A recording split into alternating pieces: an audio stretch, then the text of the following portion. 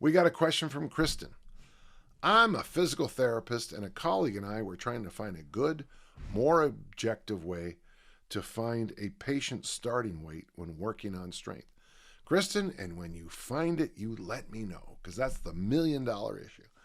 Uh, I, the upside of machines is you just go like this with the selector key and just figure it out.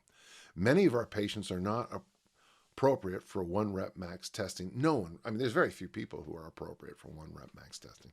That's what we do on a platform with judges in front of us. So typically I've tried to loosely find their 5 rep max. That's not bad. And work from that. My colleagues wondered if there was a formula or more precise way to do this so that we could be better about properly dosing our patients. Because underdosing, especially with elderly patients, is definitely a problem in our field. Yeah, that's been a question for a while. Have you figured out this for clients in the past, or is there a formula or other method you might suggest, recommend we could apply in the outpatient physical therapy setting? Well, yeah, every time I talk to anybody, I've had to go to physical therapy several times in high school. I had a fairly serious knee injury, of course, the hip replacements, wrists, and stuff like that. And almost instantly, and my knock on you guys, and don't take this wrong because this is a long time ago, is I got cleared with my right knee when I could do a leg extension with my right leg with 60 pounds. That was clearance. I was cleared. And like I tried to tell her, I was like, yeah, but I mean, I can go, I can't remember what it was at the time, say 200 or 300 with my left leg. And, oh no, you're fine now because you can do 60. But,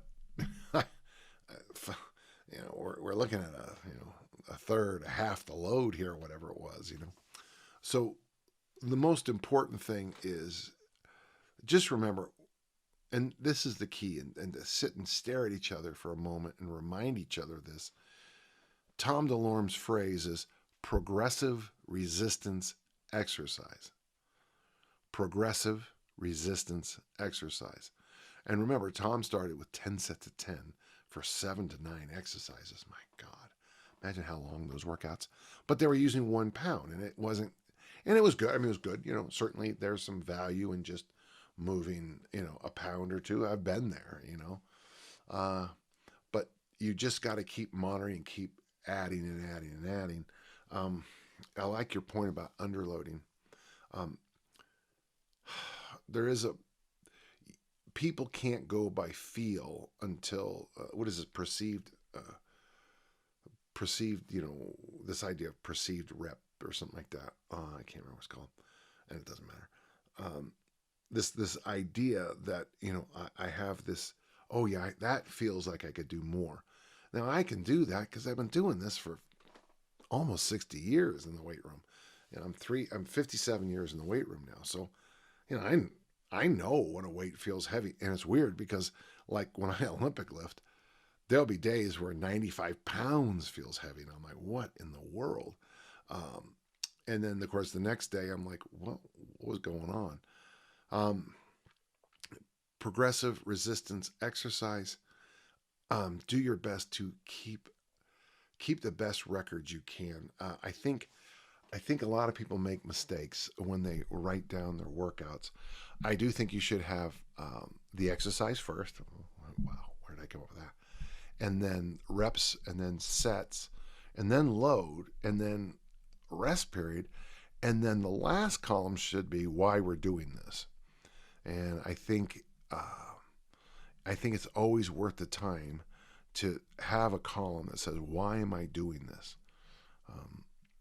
And what'll happen there is if you look at those logs over time, you will see that if you have me as a client, you're going to have me doing 2 pounds in the leg extension. And then pretty soon it's going to be 50, and then pretty soon it's going to be 100, and pretty soon it's going to be 150, 200.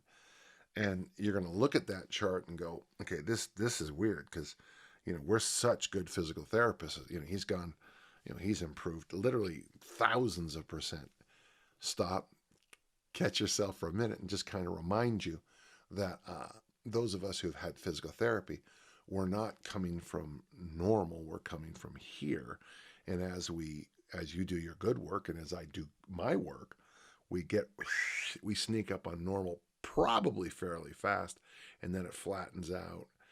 And I think what we want to start thinking about from now on is from there, where do we go? Sadly, and of course, if you know my work on working with PTs, that is the area. I call it the red light. You guys are wonderful at. That's when you show me how to use a walker. You show me how you cane. And I think you guys are very good at the end when you say, you're done at the green light, you're done, go, you're fine. It's that middle part. Of course, what I think we should be focusing on the middle part is work capacity. Gosh, I hope that helps. That's an interesting question. Is there a formula? Yeah, you're going to come up with it. Okay. Yeah. I think it's E equals MC squared. I could be wrong. Thank you. It's a very good question.